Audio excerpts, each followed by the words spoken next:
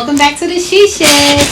Today I want to talk about something that I knew was going to come back up. I knew it. Matthew Knowles made the comment that two members of Jagged Edge sexually harassed Kelly Rowland and Beyonce Knowles while they were on tour with Destiny's Child, and now Jagged Edge has responded and revealed that they're taking legal action.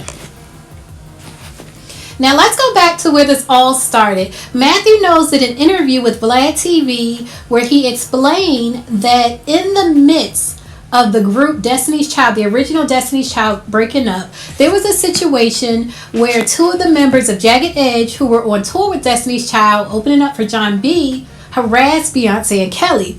And in the interview, he says that he speaks about it in his book. And I did purchase his book, and this is what he says in his book.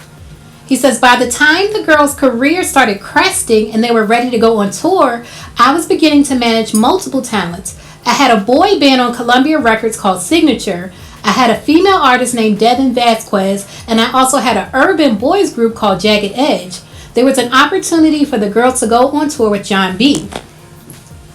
It is hard to believe that Destiny's Child was the opening act for John B, but they were because they had to grow. So one of the challenges was, here you have some 16, 17-year-old ladies, young ladies, on the tour bus, 22, 23-year-old grown men. That was a big mistake on my part. I put them on the same tour bus because I managed both of them, and it would have saved both groups a significant amount of money not to have them on two buses rather than one. Then there would be times when they would stop and stay in hotels. One of the chaperones at that time, because the chaperones kind of switched out, wasn't the strongest of chaperones. I got a call one day from Kelly and Beyonce, and it was basically, quote, we're really tired of this harassment by Jagged Edge. They were sick and tired of being harassed by two of the members of the boys' group. That's when I had to make a decision. In Baton Rouge, Louisiana, I told these young men not to be on the bus anymore, and that's where the situation culminated into the split between the group that was already slowly brewing. Whew. Ciao.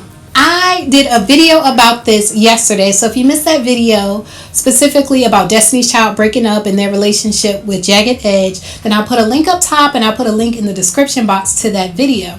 I happen to believe that this is not Matthew Knowles' story to tell. I can't say whether it's true or false. I do see some signs of deception in the story, and I go into that in my previous video, but I definitely believe that this is not his story to tell. I believe if Kelly Rowland or Beyonce Knowles was sexually harassed and they wanted to be known, then they would have said it by now, or they would come out. Now that Matthew Knowles has said it, they would come out and they would make a statement, and neither one of them has done that. So I definitely think Matthew Knowles is overstepping his bounds in this situation, and I'm high-key glad to see that Jagged Edge is taking legal action, because it's like Matthew Knowles is dragging their name through the mud with no proof, no evidence. So first, Jagged Edge posted on their Instagram, their official Instagram, they just posted a simple post with the comments turned off, and it says, a lie, don't care who tell it. And then Brian Casey, one of the twins from Jagged Edge, reposted that post on his Instagram, and he put in the caption, one thing I have learned from my 20 plus years in the business, and it's always something, it's actually funny how far people will go to sell something. But I give all praises to the Most High at all times. And then one of their fans in the comment section of a different post said, why did y'all turn off the comments on the last pic? And they said, because it's not for discussion. And then another fan said, y'all are my favorite group. I swear they better not tarnish the legacy. I seen the interview clip. Like, why? And that's my question too. Why? And Official JE responded. Jagged Edge responded, thank you. We engaged our legal team. We will manage at that level.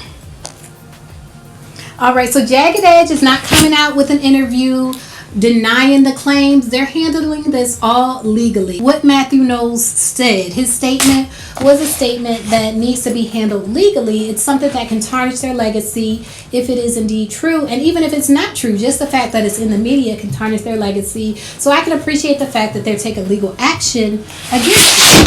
And I want to know your thoughts on the situation. Leave a comment. First of all, let me know if you think it's true that they were harassing. You know, harassing is like a buzzword these days, and it's really something that you have to witness or hear from the people involved to know if it was really sexual harassment or if it didn't cross the bounds into sexual harassment. So I want to know your thoughts, if you think it was actual harassment or if you think it wasn't quite harassment, just your personal opinion. And I want to know what you think about them taking legal action. Leave a comment, let me know your thoughts.